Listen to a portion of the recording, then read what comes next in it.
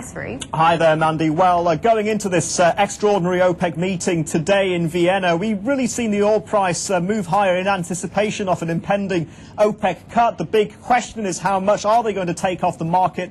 And it appears that there's a range floating around. We don't have a consensus at the moment. That's proving to be quite elusive, but we are hearing that it could be anything in the region of 1 million barrels a day to 3 million barrels a day. Now, what's interesting here is that this meeting is really being flagged by a lot of commentators as the most difficult one that OPEC have been experiencing for many years now. There are a number of challenges here. There's a lot at stake given the fact, and then remember, this is unfolding at a time of great economic stress globally. OPEC have seen the price of their oil decimated, down some more than 50% from the all-time highs that we saw back in July of close to $150 a barrel. And that's the reason why they want to move to take oil off the market, to prop up prices and ideally support prices around $70 to $90 a barrel. But as I said, any output cut is going to be very unpopular amongst the consumers because their mode of thinking is that a cut is going to cause potentially a spike in prices, and that's exactly what consumers do not need given this time of great economic stress. So this is going to be a very difficult meeting for OPEC. They're going to have to tread a very fine line. Back to you now, Mandy.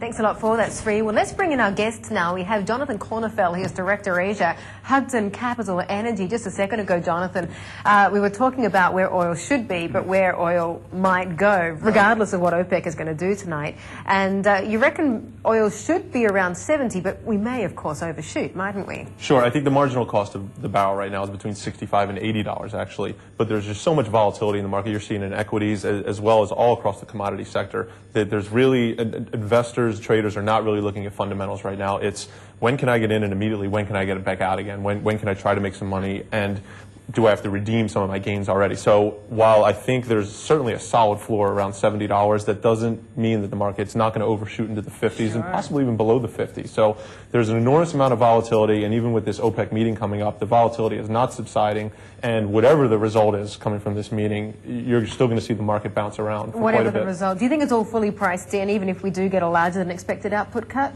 Well, that's the thing. You're seeing Venezuela would probably love to see something 2.5 to 3 million barrels per day. Saudi Arabia is probably more along the lines of 500,000 to 1 million. I think we're going to look something closer actually to 2 million barrels per day announced at this cut, probably to start in December. I think at the December meeting you'll probably see another 500,000 to 1 million barrels, possibly even after that. It's going to see how the market absorbs this. And I think anything less than 2 million, crude oil is going to shoot lower and probably even test the $60 level very shortly.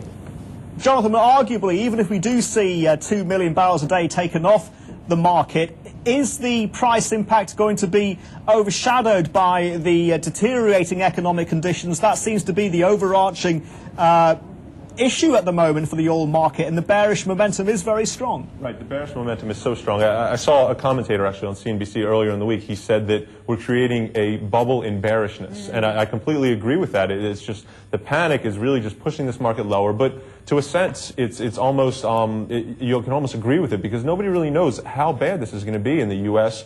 or Europe, and particularly Asia. How is this really going to impact China, which is where we really need the increase to come in terms of a demand for energy in order for oil price to eventually turn back around. Whether it's going to turn around in 2010 or 2012 really depends on what happens in the next couple months. Yeah, that was Daniel Frischberg at laughafrischberg.com who said it's a bubble embarrassment. Sorry, Sri, come in here again. Sure, Mandy. Thanks. We've seen a bit of oil diplomacy going on in the run-up to this meeting as well, Jonathan, haven't we, with the Secretary General of OPEC flying to Moscow to press the case on the Russians to join in with this production cut.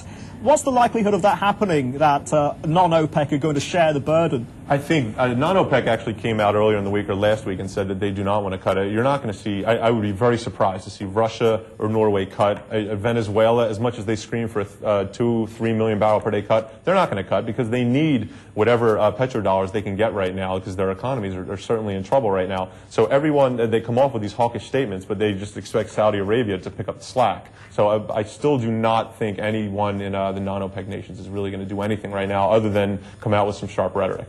Here's a question that a lot of people ask, and why is it that product prices haven't come down nearly as fast as crude prices. I mean, crude prices have more than halved, right? But if you go to the pump, if you drive a car and you go to the pump, Sure. nothing has come down by half. I know. The gasoline price has certainly come down, and it almost seems like from a consumer point of view that they are very quick to raise the prices. You see your local gasoline station raise the price on hurricane warning, but once that hurricane comes, it's not as bad as it was.